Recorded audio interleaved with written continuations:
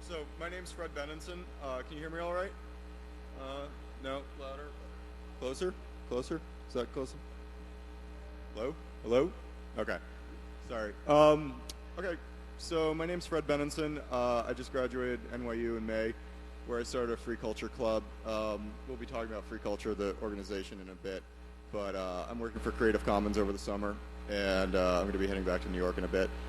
But I've been interested in kind of open source, free software, everything in terms from hacking to, I don't know, graphic design since high school when I was reading 2600 and stuff, and that kind of what got me into it. But I don't know. Here's Elizabeth. Hey everybody, my name is Elizabeth Stark. Firstly, I'm kind of losing my voice, so please forgive me, or if you can't hear me, let me know. I am a current law student at Harvard Law School who apparently needs to check up on their SSL connections. But I'm also extremely interested in the issues surrounding law, culture, and technology. I'm kind of a culture junkie myself. I went to Brown University and am helping out freeculture.org. I am looking to start a chapter at my school next year, but currently doing a lot of work with the organization and representing them here. All right, so we came up with this idea to give a speech here because we wanted to kind of bring free culture to another community, and we see DEF CON as a kind of great community of like-minded technology folk. So let's get started about what free culture actually means. First of all, this is not in particular order, but it's a book written by Lawrence Lessig, famous law professor from Harvard. He taught at Yale. He went to Yale, taught at Harvard. Now he teaches at Stanford. He also runs Creative Commons. So he's written a couple books. He's working on another one called Code, but his most famous one is called Free Culture. Free culture also means the student movement that we're participating in. And it all started from a lawsuit at Swarthmore.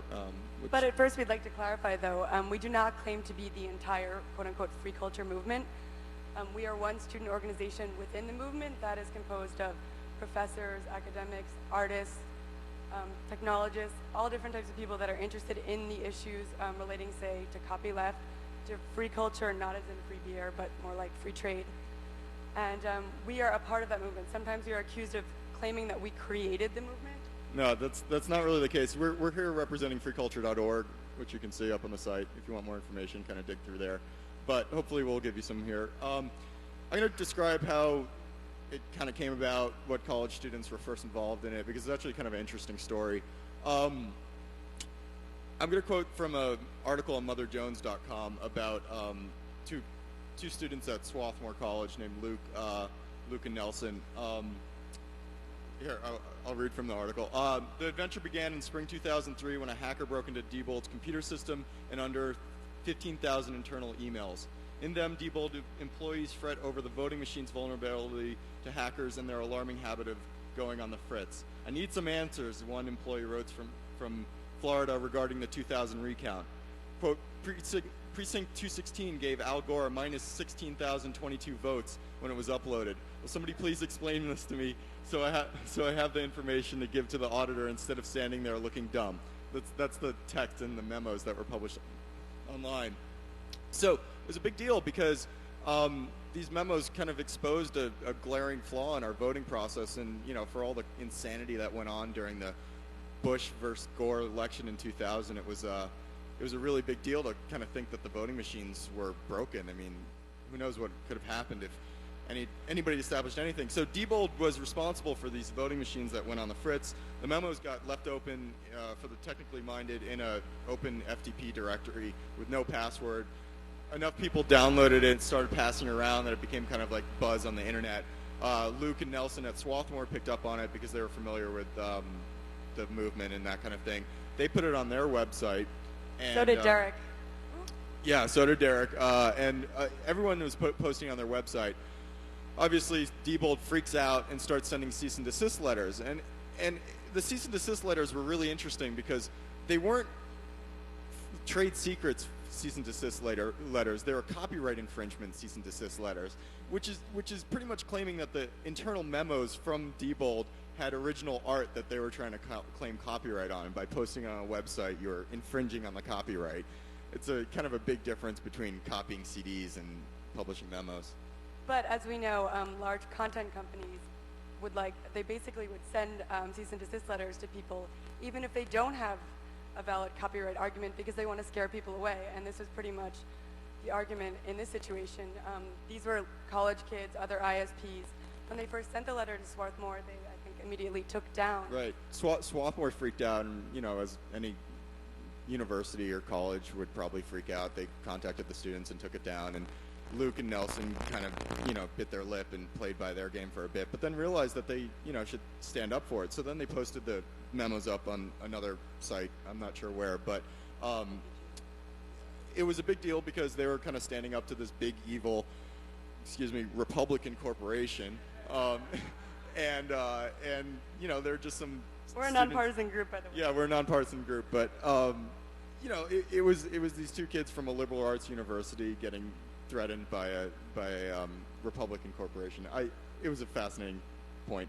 Anyway, so instead of getting sued by Diebold, what happens is that they actually sue Diebold under a provision called 512F, which Elizabeth will talk about. So as we all know, the Digital Millennium Copyright Act, otherwise known as the DMCA, has a lot of provisions that we don't like. There is something written into it called 512F that this was the first case to actually test the provision where if you are accusing copyright infringement where it is so basically obvious that this is not a case of infringement, as if you're bullying someone, which I think Diebold in this case definitely clearly qualified as bullying. I think a lot of other content companies are doing that as well, but you can sue under this provision. The EFF stepped in as well, and David over here testified for the EFF in the case, so we have a lot of supporters here. And they won the case.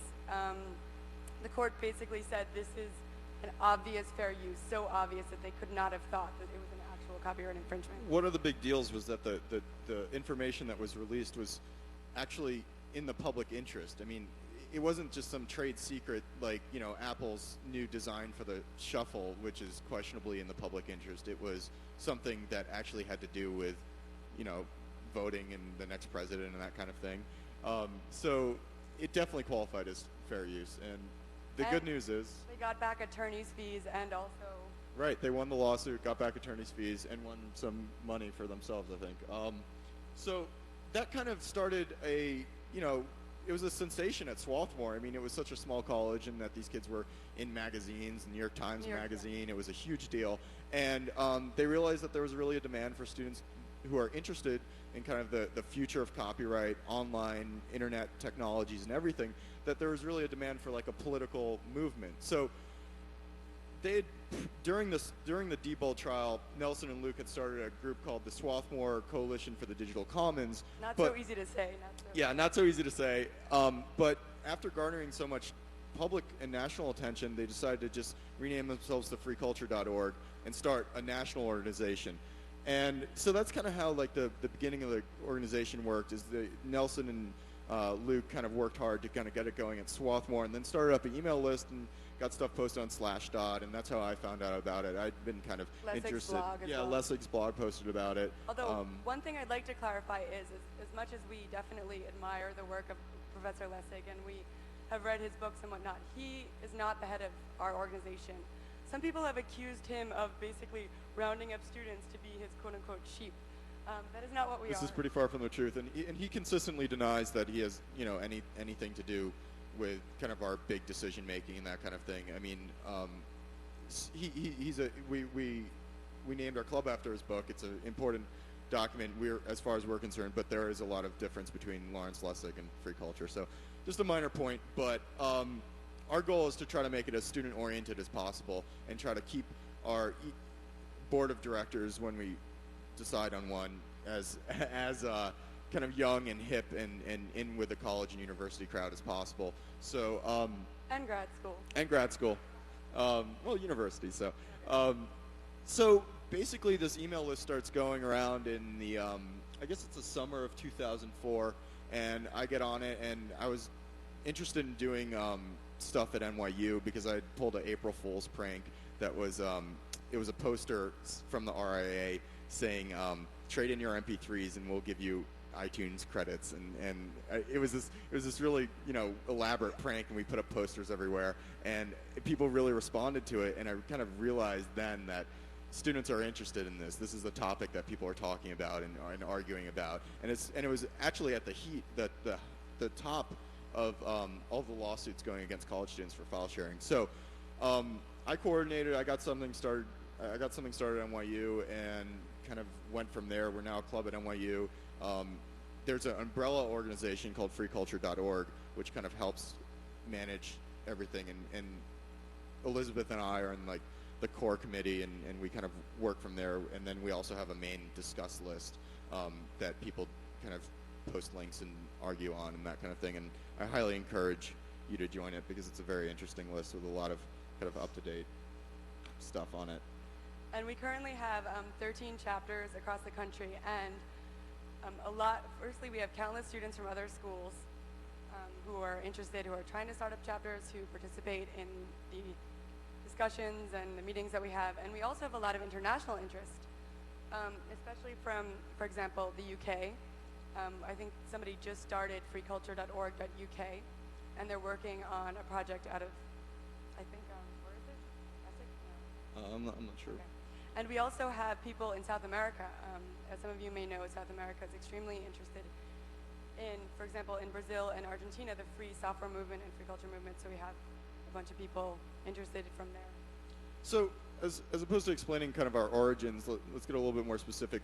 We see ourselves as do-it-yourself politics. I mean, that's really the nature of a grassroots organization, is that you kind of identify a problem you have with society or policy or law, and you kind of go from there. And our main goal is to reform copyright law and kind of pave the way for sensible technology and to educate people about the alternative, right, and how we can work toward a greater public domain and freedom of information. And as students, we're a concerned party. We're worried that governments, corporations, and even individuals are making bad choices about how this stuff is happening. And these choices threaten to stagnate future progress and innovation in ways that we haven't really known before, or we won't even ever know. So basically, we came to DEF CON because we think hackers should care about free culture. And we see kind of our goals as an organization very similar to a lot of the sentiments in the hacker community. And one of the biggest things is that hackers tout is their right to be curious and explore the technology that we're using, or that they're using. And we feel that as a main tenet of culture and technology. So where hackers mainly explore code and systems and that kind of thing, we like to encourage the idea of exploring culture and taking and using culture in similar ways as the hacker. And code. So from that point on, I guess we're going to talk about some examples of what we consider culture hacking. People taking bits of culture and remixing them and reusing them in ways that they were originally unintended.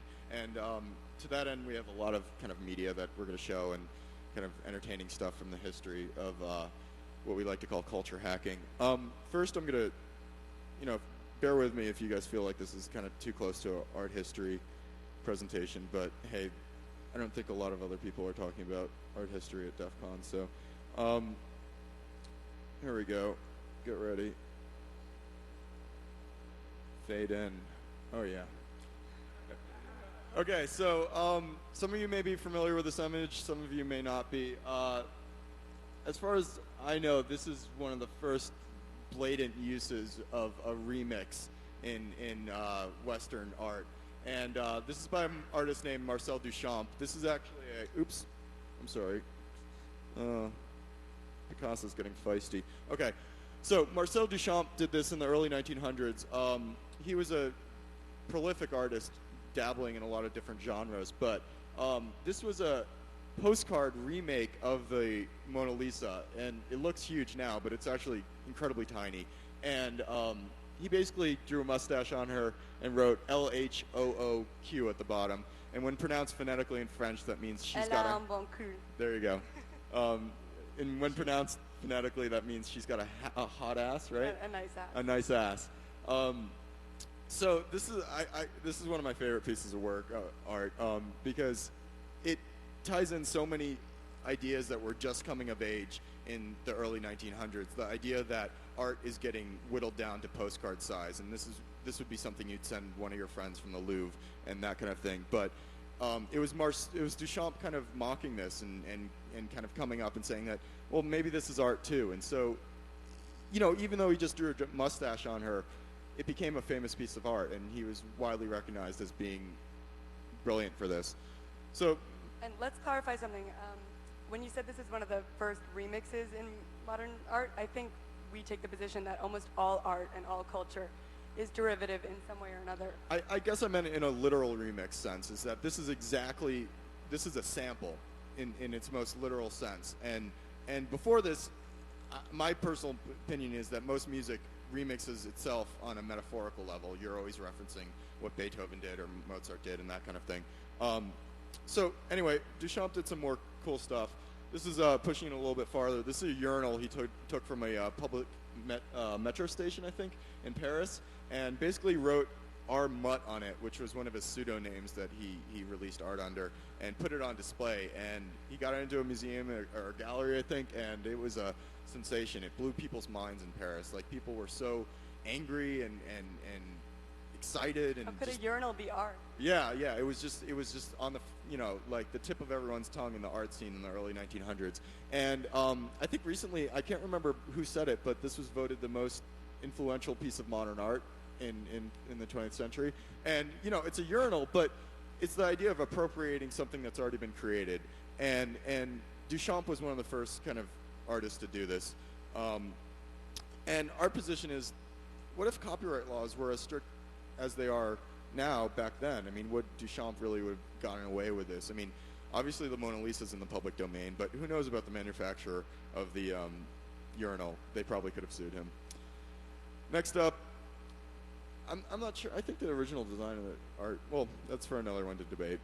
So this is a shovel. This is another Duchamp piece. It's a snow shovel. He got it in a museum. I think it's pretty cool. And this is one of the most famous pieces of modern art. I'm sure you all recognize. This is Andy Warhol. I think he did this in the middle of the 60s. He pretty much just took a picture of a Campbell's soup can, got it into a silkscreen format, and made a ton of silkscreen canvases with the Campbell's soup can logo on it. And this was a huge deal because people just loved the idea that he was representing consumer products as art, and it was extraordinarily controversial, just like Duchamp was, and people couldn't understand why somebody would put up a soup can and call it art. But times, kind of, it's lasted over time, and everyone kind of accepts it as like an important part of art. Campbell's at the time didn't object. They were like, this is great. Somebody's found a novel way to use our soup can. Yeah, they didn't sue. Instead, they found it as, promotion for their product. It's like free advertising. They thought it as great marketing. I kind of have a funny story to tell about this, but I'll save it for the end. This is another example of Warhol's art. It's a Brillo. I think these are larger than life. Yeah, he scaled these up, so it's just the idea of turning like a small soap pad into a large kind of box. Just more appropriation art. More of Warhol stuff. I mean, these are worth hundreds of thousands of dollars now. I mean, not to say that money is the good value. Or here's Warhol himself. I'm sorry about the JPEG compression on that. It's ugly. More Campbell's soup can. He's just kind of going crazy with this stuff. Everyone loves it at the time. Another famous Warhol painting. This is actually interesting because he's using a celebrity's image, and there's a whole debate going on right now. It's kind of like cutting edge copyright. I'm sorry, not copyright, but law debate about publicity images and whether or not celebrities can kind of claim ownership of what they look like and that kind of thing. And I don't think he got permission from Marilyn Monroe from this at all. And who knows if she would have objected. I mean, the blue eyeliner is kind of hard to deal with, or whatever it is. I don't think he got permission for this one either. I'm thinking no. All right, on to Jean-Michel Basquiat. He's another influential painter of the 20th century in America. He was actually good friends with Andy Warhol. There's some great books and information about Jean-Michel. He lived in the East Village, and so I kind of picked up on his stuff. if you look in the bottom right-hand corner of this image, I'm sorry, the Picasso stuff, the overlay is kind of taking over, but there's a little copyright down here. Yeah. Jean-Michel was obsessed with copyright and kind of like the idea that images were copyrighted and that he could use them and kind of claim domain over them in his own paintings. So over and over and over again, you see his use of words and mass consumer ideas put into his art as kind of a appropriation. And people at the time saw this as kind of similar to what hip-hop was doing. We were using these samples from, you know, current life, and we're putting them into our art. What time was this? This was like mid-'80s. Jean-Michel died in '87 at the early age of 27 from a heroin overdose. He was a real rock star. This is some more of his work.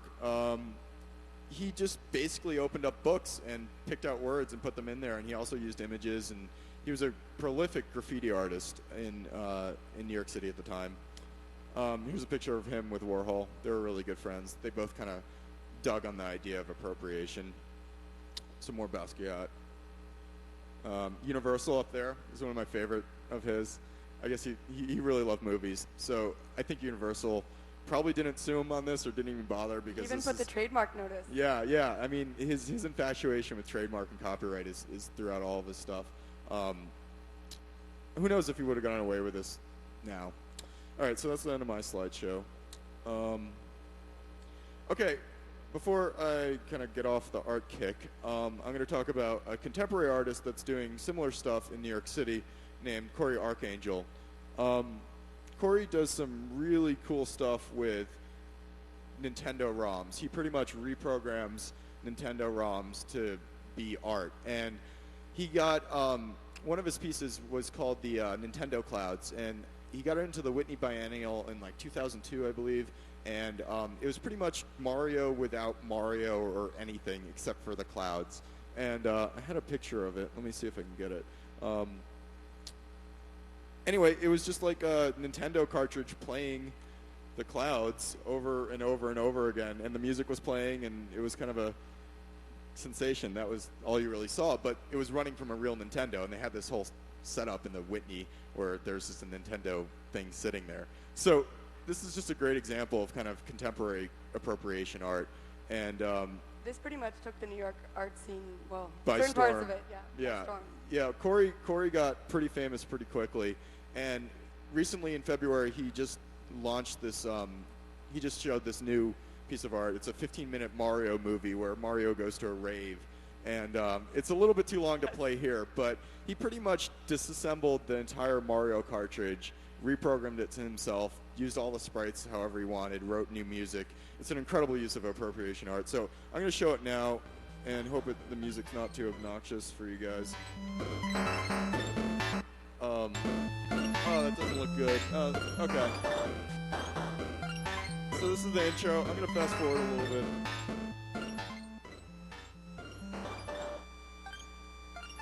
So a lot of the themes in this piece of art is that Mario and his images are kind of functions of our collective memory right now, and they're all deteriorating. So Corey's idea is to kind of like rejuvenate them. So a lot of themes are kind of like this deterioration and that these memories are getting lost. So he uses a lot of kind of corruption of the actual image, and it's not that he's, you know, like not a good programmer or didn't do it properly. It's that he wants to kind of reinforce the idea that we're losing the idea of Mario to nostalgia and that kind of thing. So I'm going to fast forward a little bit. This is Mario falling. He's just done some really neat stuff. I mean, this is like pushing the Nintendo to its limits. There's a whole narrative going on here. This is like Mario looking around for stuff. You know, this is kind of a bad part for him. Is this like a bad trip or something? Yeah. I mean, you'll see. So he's about to take a mushroom, I think. So he's going to this rave, and he's on his way there. Eventually he gets there. He's got to go through a lot of castles, and there's a lot of jokes about the princess because, as anyone who's played Mario knows, the princess is always the objective. So it gets pretty intense, and this is all just with I think it's called 8602 assembly. which looks like the most nasty assembly you've ever seen. We included the code. Yeah, on the CD, yeah. if you get the CD that DEF CON hands out, you can download the ROM and do whatever you want with it. So this is pretty intense. Basically, when he gets to the rave, it's just Pong. So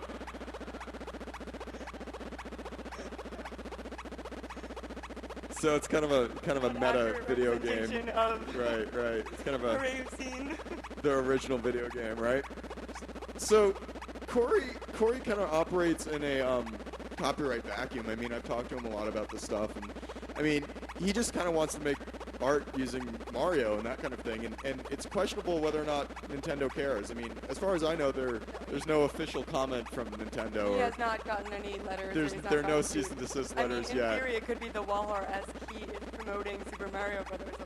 Right, but the real question is whether or not Corey's work falls under fair use, and I believe it does. I mean, this is transformation. Fair use is a whole nother big debate, but I think they could have a decent case. Yeah, I think Corey could have it. I mean, Nintendo might have it. Yeah. The fact that he's using Mario's image so blatantly is really a big deal. Especially the clouds. I think the clouds right. now went under fair use.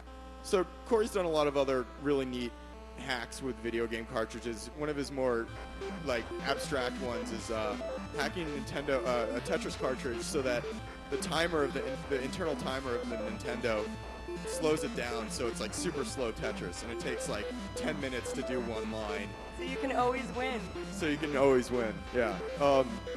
So check them out. We'll have some links up that we can send you guys. But just a kind of contemporary example of appropriation art. All right. Should I? Okay, so next we have a video from Matt Bosch, who Elizabeth will talk about. It's very similar kind of video game art. Right. We're not solely advocating for video game art. I think these are two examples of combining technology and culture, which is something that we very much support at our organization. I mean, we are talking about art and culture, but I must say the main focus of a lot of the issues that we discussed is surrounding technology. So this is entitled Persistent Artifacts by Matt Bach. It's currently in the New York Video Festival. And here he's mixing a childhood video with his first video game called Adventure on the Atari 2600. I don't know if any of you played it. Woohoo! He identifies that it's the shell of his past identity as an adolescent computer geek. He's actually probably now a 20-something geek. But, and he portrays this experience and interaction like when he was a child playing the video, and this is his interpretation, playing the game of it. And you can probably see now his image coming through from a family home video. This is an homage to the early lone Atari developers, as he put it, who created the games that shaped many of our childhoods, but many of whom remain unknown as a result. Apparently the author of Adventure, named Warren Robinette, refused to be forgotten, and he actually implemented one of the first Easter eggs in this game. Because Atari would not credit the developers for the game, he hid his name in a secret room in the game, creating the first Easter egg. You can find the hidden signature by using a certain item in a specific room. Unfortunately, I don't have the details. I can try to find out. And subsequently, he did leave Atari, but I guess his legacy still remains in the game. And I think this is also, in a way, Matt's reaction to how corporations were not giving the developers credit for their work, and they were kind of taking the hands out of the creators. And he wanted to kind of memorialize that as well in this work and reflect upon his experiences in doing so. So, you know, we're kind of showing all these examples of art and that kind of thing. I mean, there are entire genres of music and that rely on appropriation and sampling. I mean, hip-hop is one great example. Electronic music, I mean, there's kind of this great kind of brotherhood going on with electronic music where you can remix anything and get away with it and nobody's going to sue you for copyright infringement. And it's... Well, I mean, at this point, it depends which fringes you get to. I mean, if you get more poppy, it's probably more likely that you'll get sued for copyright infringement. But there's a great wealth of electronic music that can be remixed, and nobody will kind of think twice about it. First, the genre of hip-hop would probably not exist today if people were not allowed to sample, and there were such, perhaps. Right. There's a great book called Copyrights and Copywrongs by Siva Vaidyanathan. Who's a huge fan of hip-hop, by the way. Right. He's a huge fan of hip-hop, and he writes this kind of history of copyright in the context of how it kind of gives birth to hip-hop, or lack thereof. How it might have prevented the birth of hip-hop. I mean, hip-hop is predicated upon sampling others' work, right? Right. So, basically, what does culture and what does free culture have to say to the hacker community, and why have we showed you all this art and that kind of thing? The big thing that we see, the big important part is that we see culture as technology. We see technology as an important part of our world, but one that hackers are fighting to kind of keep open. And what's that? Oh, I'm sorry. We're gonna get music up. Okay, so we're gonna play some music that's kind of indicative of remix culture and that kind of stuff in the background, so you guys don't get too bored. I'm sorry. So hackers fight to kind of keep technology open and investigable, and they can go look and poke around and that kind of thing. And our fear is that maybe people don't really think about how culture works that way, and you need to have culture open and kind of you can play around with and that kind of thing. And I don't know. This is an example. This music in the background is the Avalanches. They've sampled over 1,000 samples to make this record. It's a great record called Since I Left You. You should pick it up. Essentially, it is a collage Right. of samples. And in fact, they did clear, from what I understand, even a Madonna sample, which is really hard to find. Apparently, it was Madonna a huge just hassle. will not let you clear samples. Right. But part of the problem is the way that the current system works. It was extremely difficult to clear all the samples. I know a lot of releases that are delayed, or maybe they'll have to take out tracks because it is just not possible to do so. And we feel that we really enjoy this kind of music. No, it may never be on the top 40. That's fine. You know, we're not advocating that it should be on MTV 24/7. Right. A lot of people kind of think that, well, why don't you go make music and just do whatever you want and kind of not worry about copyright? Like, what if you just did that? Like, you know, could you? Why does copyright have to be such a big deal? And our fear as an organization is that it's really going to sway a lot of people who don't really want to be illegal rebels and don't really want to kind of break the law to make music. I mean, some people are not as radical as you might be or we might be at DEF CON and that kind of thing, and really just want to play by the rules. But if everything's kind of locked down and there's this increasing threat of copyright lawsuits, then they're going to be much less encouraged to kind of make new art. And the hacker community really thrives on the underground. And it's really kind of a big part of the idea is to remain kind of under the surface. But to the extent that you can do that in culture, it's not as rewarding because culture is meant to be seen and heard. And you can post a mix anonymously online and people can listen to it, but there's always an issue of identification. Right. There's always going to be this problem of how do you disseminate culture properly, and with the really good hacks and that kind of thing, they're under the surface and you might not even ever know about them, and that's why they're good. That's not how culture works. So the worry is that if you just want to keep kind of working in the underground, and we totally like underground and obscure music and that kind of thing, but if you want to keep avoiding the spotlight because you're afraid of a lawsuit, that kind of thing, it's going to really kind of shortchange your mission as an artist. And our goal as an organization is to really kind of encourage and foster the environment in college campuses and hopefully on a larger scale in the American public, where remixing and hacking your video games and that kind of thing is looked upon as just the next step. It's just another tool in the artist's kind of briefcase of paint and that kind of thing. So I guess I wanted to kind of pimp or talk about CC Mixter, which is a kind of site that Creative Commons is running. If any of you are musicians or artists or anybody who just likes to tinker with music, CC Mixer is a kind of a cool site where you can go and set up an account and download samples that are all CC licensed, and you can do whatever you want with them and put them back up. And it's kind of like a social networking. It's like the Flickr, but for music. I mean, hopefully. The music I'm playing now, Let's Take It Back by Ashwan. Ashwan's a great artist on there. He's done like tons of tracks. His stuff's always awesome. He made a track about the London bombings maybe 2 or 3 hours after they happened and uploaded it onto Mixter. And it's just a really great kind of little environment where people can kind of, you know, remix and not worry about the copyright stuff. So that's one of just like the possible alternatives to. What license? Do you know what license he's using? I think he primarily uses non-commercial attribution, which means you can remix his stuff.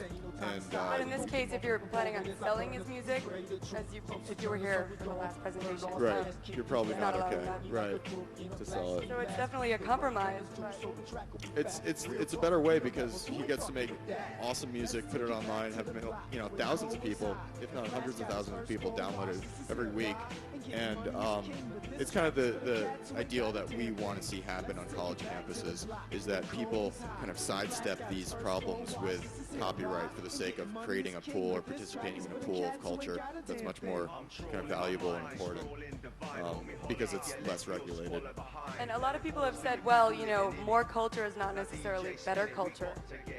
And of course we would advocate for everybody to create their own works, but it's true, not everything out there. I mean, there have been some internet phenomena where you have some Bulgarian guys singing. Has anybody seen this video? Oh yeah, it's this kid singing. I guess it's a traditional Bulgarian song or something, but it's been remixed into techno, and it's kind of funny and sad and weird at the same time. It became an internet phenomenon somehow, and not that we're judging it. Right, But it's up there with all your bass as far as I'm concerned. But the question is whether or not that could happen. I mean, imagine the poor kid got sued for making that video because he was singing, the techno remix of a traditional song. I mean, it's crazy. Our feeling is that even though there might be more culture out there with more Creative Commons licensing and that kind of thing, the kind of general way social networks work and the internet works is that the best stuff will kind of come to the top. And CC Mixter, among other software packages, is really designed to encourage people to participate and comment and rate stuff. And it's not just like this kind of mass of stuff that's kind of unrated and unjustified. You can trust your friends to recommend that kind of thing. This is AcuFun, who I think they also use about 100 samples per song. Essentially what they do is they take really small snippets of music and then, I'll make it louder, mix it together such to create an entire song like this. I do not know the copyright status if they did clear the samples, but I'm thinking because they're almost non-recognizable, they probably did not.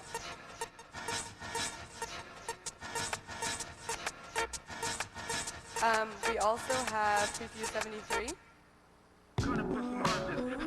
another artist using a lot of samples. And I'd like to say these are not mainstream artists. I mean, I don't know if you've heard of a lot of these people, but they definitely are getting attention in artistic circles.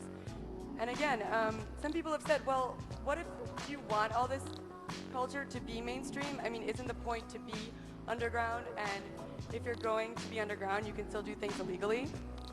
But we feel that there's a general chilling effect in society that can result from this. Like I was saying before, the idea that the kind of bedroom rocker is going to be suppressed into not making music could be the next John Lennon or something. I mean, who knows what could happen? I mean, there's such propaganda coming out of the content industry right now that downloading music is illegal. I mean, that's really like the exact text of their,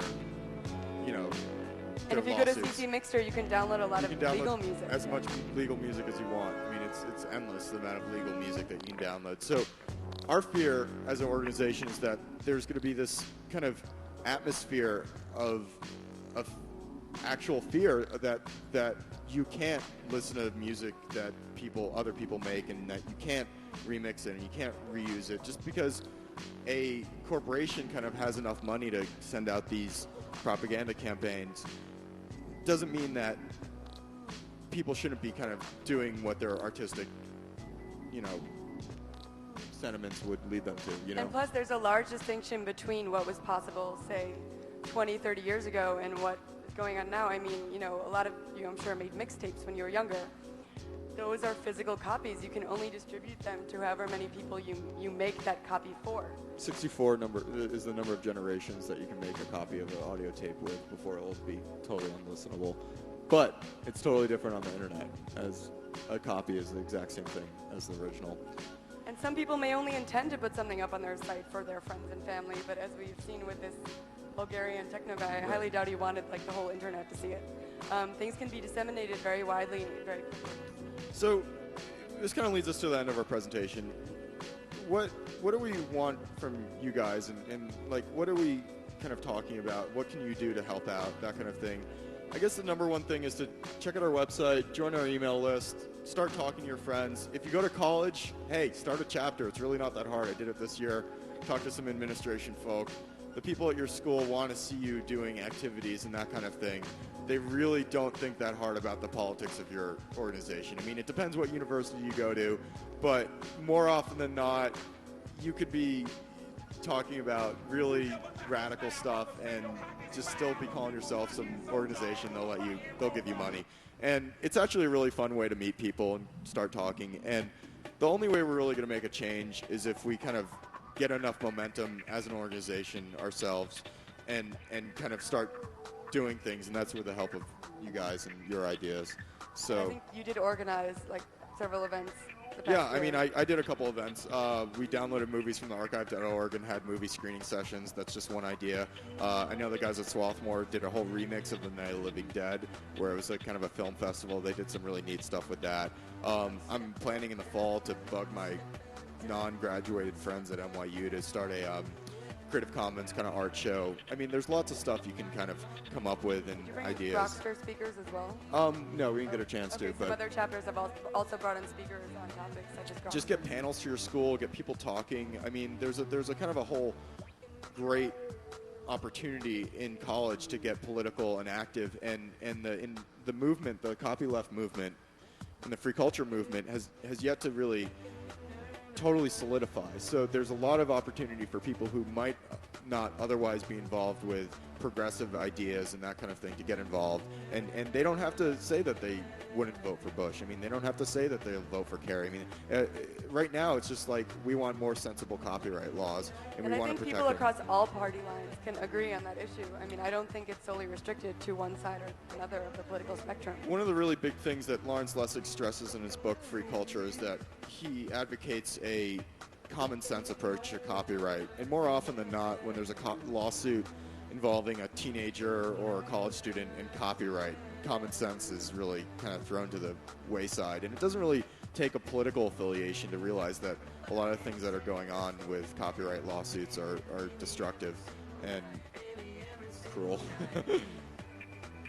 So, yeah, one more thing before we close. I'm selling this T-shirt at the EFF booth, so if you'd like one. Support us, support EFF. Support EFF and support free culture. Go purchase one. We have mediums and larges. So after that, I guess we can take questions, or we'll talk to anybody who's interested in helping out. Yes?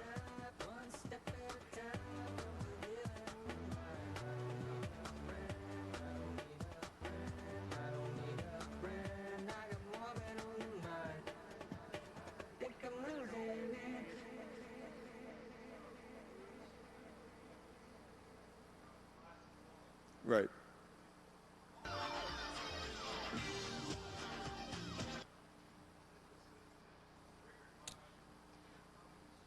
Well, I think we did make the point that we do believe. I mean, what? Oh. Okay. Well, what is the question? I'm sorry. It was a comment. Okay. Right.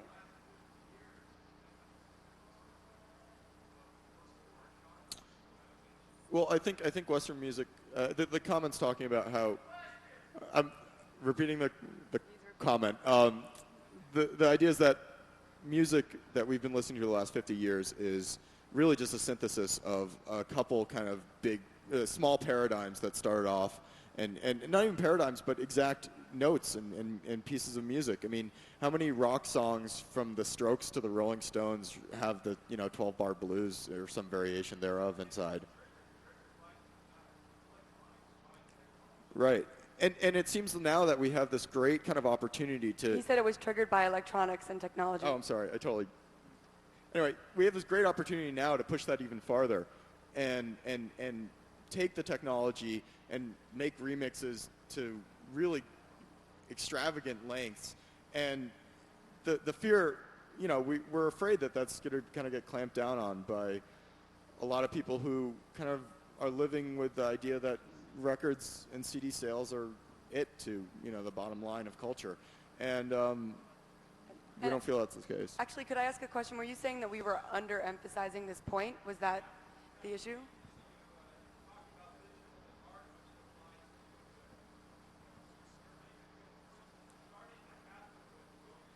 Right. Well, yeah. You're saying, yeah, it's starting to happen with movies. You'll have digital video cameras.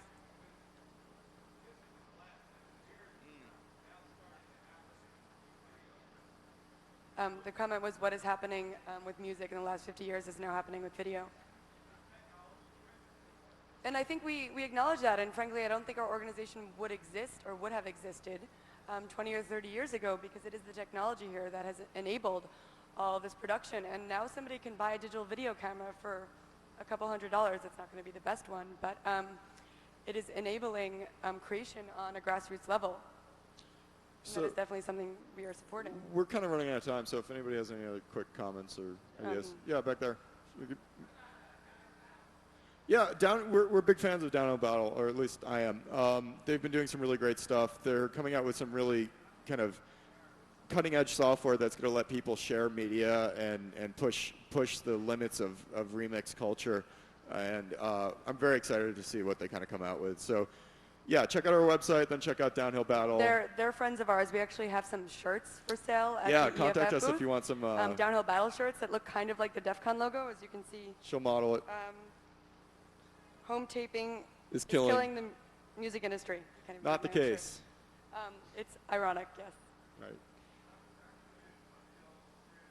Right, that was a real serious campaign back in the 80s, from what I understand. And I think we've seen that it back then did not kill the music industry. In fact, people heard songs on mixtapes and then went out and bought things and found out about new artists that their friends were telling them about. So if you guys go to college or want to get involved, please contact us. Talk to us right afterwards. We'd love to hear from you. About the general issues. We'd always love to hear your comments. It kind of starts from you guys and us, so we got to start somewhere. So thanks. Thank you so much for coming to hear us. Yeah.